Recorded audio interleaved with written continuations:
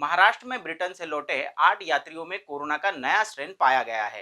ये खबर इतनी बड़ी थी कि महाराष्ट्र के सीएम उद्धव ठाकरे ने स्वास्थ्य मंत्री समेत सभी टास्क फोर्स के अधिकारियों की आपातकाल बैठक बुलाई। इन संक्रमितों में से 5 मुंबई से तो ठाणे, पुणे और मीरा भाईंदर इलाके से एक एक मरीज सामने आए हैं। सरकार की चिंता की वजह यह है कि देश और दुनिया की कई हिस्सों में इस नए स्ट्रेन ने हड़कंप मचाया है। ब्रिटेन, मिडल ईस्ट और साउथ अफ्रीका से आने वाले सभी यात्रियों को मुंबई हवाई अड्डे पर जांच के बाद इंस्टीट्यूशनल क्वारंटीन किया जाए, ये नियम महाराष्ट्र सरकार ने पहले से ही लागू कर दिया है। बावजूद उसके ये पाया जा रहा है कि कई सारे यात्री अन्य राज्यों से महाराष्ट्र में बाय रोड एंट्री ले रहे हैं।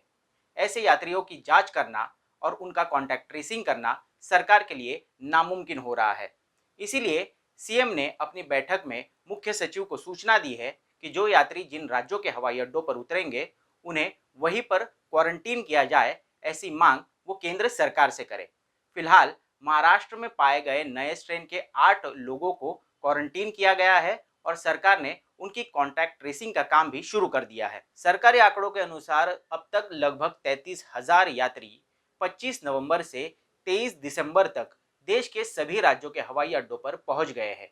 इन सभी यात्रियों को ट्रेस किया जा रहा है, उनके सैंपल लिए जा रहे हैं, लेकिन इनमें से कई यात्री ऐसे हैं जो अपनी जानकारी छुपा रहे हैं या तो क्वारंटाइन से बचने के लिए सरकारी मशीनरी को चकमा देने के प्रयास में है। इतने यात्री उसी ब्रिटेन से आए हैं जहां नया स्ट्रेन फैलने की वजह से फिर एक बार लॉकडाउन लगा दिया है। 58,000 की बड़ी स्पाइक आने के बाद यहां पर फरवरी महीने के मध्य तक लॉकडाउन की घोषणा कर दी है। आपको बता दें कि ब्रिटेन में सामने आए नए स्ट्रेन का फैलाव अब अन्य देशों में भी हो रहा है।